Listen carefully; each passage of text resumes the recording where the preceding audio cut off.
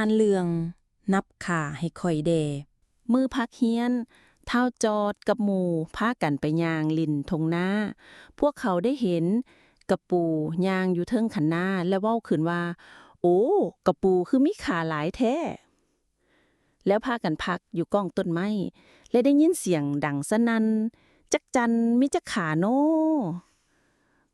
มาพี่มาเบิงแมงมุมสารหังไว้อยู่เทิงต้นไม้แมงมุมกิ่งแท้แมงมุมมีจักขาโนโอ้หมดน้อยๆเขาสามัคคีกันค้นหมากไม้ไปจินแล้วหมดมีจักขาโน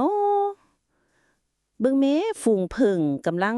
ย้ายหังอย่าเข้าใกล้เด้อย่านมันสิตอดผึ่งมีจักขาโนมาทางนี้มาเบิงแมงเต่าท้องจับต้นข้าวมีลูกพร้อมเต่าท้องมีจักขาโนแล้วเท่าจอดกับหมู่ก็เว้าว่ากลับเฮือนกันเถาะค่ำแล้วย่านยุงหลายสิกัดยุงเด๋มีจักขาโนตอนย่างกลับบ้านพวกเขาก็เหลียวเห็นแมงหิ่งห้อยบินส่องแสงใกล้ต้นไม้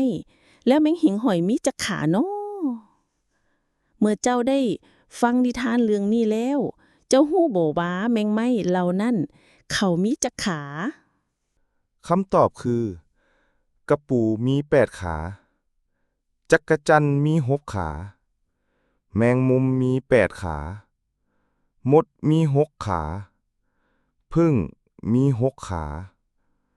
แมงเต่าทองมี6 ขาแมงหิ่งห้อยมี6 ขาและยุงมี6 ขาขอบใจที่รับฟังขอให้หลานน้อยทุกคนมีความม่วนซื่น